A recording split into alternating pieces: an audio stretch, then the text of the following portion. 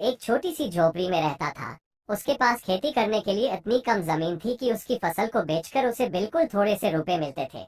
उन रुपयों से वे लोग ठीक से खाना भी नहीं खा पाते थे। वह राजा के पास अपनी समस्या लेकर आया। राजा दयालु थे। उन्होंने किसान को अपनी जमीन में से कुछ जमीन दे दी खेती करने के लिए। उन्होंने कहा, यह जमीन तो हमारी ही रहेगी, लेकिन उस पर उगने वाली फसल तुम्हारी होगी। किसान ने राजा को बहुत बहुत धन्यवाद दिया। एक दिन वो खेत की जुताई कर रहा था, तभी उसका हल किसी कठोर चीज से टकराया। उसने वहां खोदकर देखा तो उसे सोने की एक ओखली मिली। किसान ईमानदार था। उसने अपनी बेटी से कहा, हमें यह ओखली राजा के खेत से मिली है। जिसकी जमीन है उसी की यह ओखली भी है, इसीलिए हमको इसे राजा को लौटा देना चाहिए।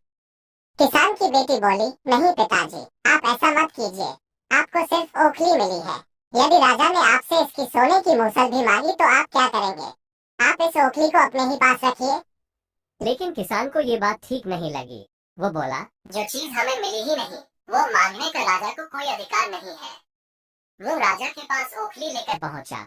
लेकिन दरबार में ठीक वैसा ही हुआ जैसा कि किसान की बेटी ने सोचा था। राजा ने सोचा कि किसान ने लालचविश मूसल अपने पास रख ली है।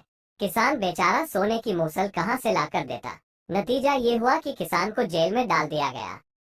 जेल में न उसे ढंग से खाना मिलता था, न पानी। किसान को ऐसी गलती की सजा दी गई थी जो उसने की ही नहीं थी। वह खाए पिए बिना निढाल हो गया।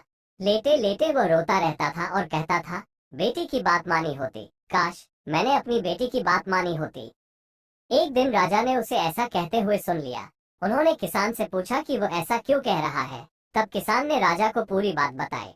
राजा को अपनी गलती का एहसास हुआ। किसान को तुरंत छोड़ दिया गया। किसान की बेटी को राजा ने दरबार में बुलाया। उससे बातें करने के बाद राजा को पता चल गया कि वह कितनी बुद्धिमान है। किसान की बेटी को राज्य के खजाने का मंत्री बना दिया गया। उन्हें रहने के लिए घर और सभी सुख सुविधाएं दी गईं। किसान और उसकी बेटी सदा सुख से रहे। किसान को थोड़ा कष्ट जरूर झेलना पड़ा, लेकिन अंत में